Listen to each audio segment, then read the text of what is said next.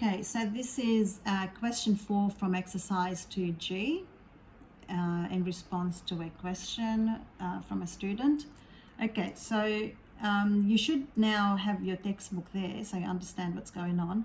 So for question 4, you are given this diagram, and part A, you have to work out the size of angle BAC. So BAC, that's this angle here. Okay, we need to find this angle. Notice how for this triangle you do have all three sides, yeah? Which means we can use the cosine rule, okay? So then you go cos angle BAC equals 600 squared plus 300 squared minus 800 squared over 2 times 300 times 600. This formula is on your reference sheet. Okay, so it's always you add the squares of the two sides that make up the angle, you subtract the one that's opposite. Okay, so that's 300 squared plus 600 squared minus 800 squared over 2 times 300 times 600. And remember, at this stage we're finding the cos ratio. Again, you could go shift cos and get the angle straight away. So let's work this out. 300 squared plus 600 squared, you should be working it out. 200 squared equals, and then divide that by 2 times 300 times 600. Okay, so the ratio is minus 0.527 repeater, and then you can go shift cos answer, shift cos answer. So angle A or BAC, sorry, BAC equals 121.8554 dot dot dot to the nearest degree, so we don't need to break it up, so it's 122, yeah, because the number after the decimal point is 8. So if it's 5 or more, you round up. Okay, so angle BAC is 122. The next question is, what is the size of angle OAC? Well, OAC is this angle here. So this whole thing is a straight angle, isn't it? Yeah, which is 180. So angle OAC would be all of this minus this angle. So angle OAC equals 180 minus 122. Okay, and so that's 58 degrees. Okay, so that's part A.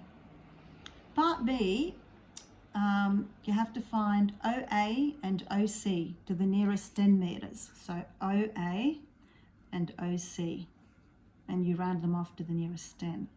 So OA, okay, we've got this angle here is 58. It's good to mark new information on your diagram, because then when you're doing the next bit, you'll be able to see the information. So this is 58, this is 600. Well, you can use sine, cos, or tan here. Yeah, since we're trying to find OA, you would use cos, wouldn't you? Because that's adjacent. So cos 58 degrees equals OA over 600, and so then OA equals 600 times cos 58. Okay,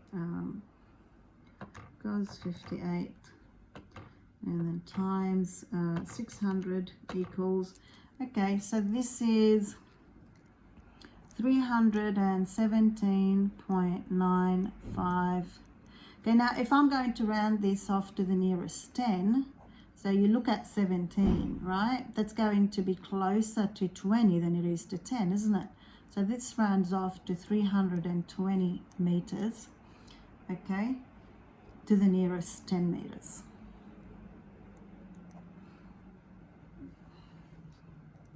Okay. Okay, it'll be out of view, but that doesn't matter, to the nearest 10 meters. Okay, now to find OC, same thing, decide on sine, cos or tan. So OC is opposite, so obviously we need to use sine, opposite over hypotenuse. Yeah, it's opposite 58. So let me adjust this slightly. Okay, so sine. Okay, so sine 58 degrees equals OC on 600, and then you can finish that off. OC equals 600 sine 58 degrees. Okay. Okay, and that is 508.828, etc. And again, to the nearest 10, that'll round up to 510 meters approximately. Okay. Okay. Part C, it says if BO is north, so let's go back to our diagram. Okay. If BO is north, what is the bearing of C from A? So remember, from A means A is the vertex around which I'm measuring from north clockwise. So for this one, it's just very simple, 58 degrees, yeah, because it's C from A. So you measure around A, starting from this northern direction clockwise until you get to the line joining the two. So then for part C, okay, so the bearing is 58 degrees, but remember you write it in 3 digits, 058 degrees. Okay, that's the first part. So this is bearing,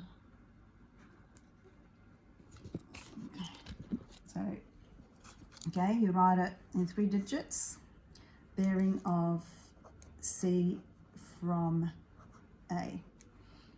Okay, now the next one is the bearing of C from B. So let's go back to a diagram. So C, this is north, right? C from B, meaning this angle here.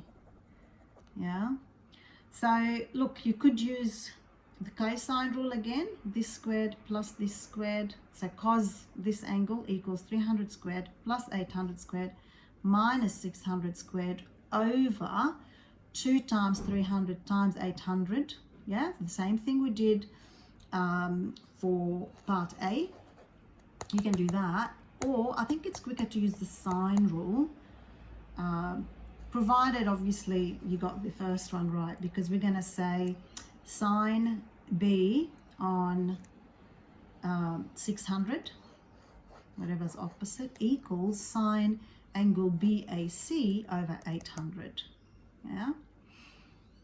And in a test situation, even if you got the first part wrong, if you're working out for this part is correct, then it's fine.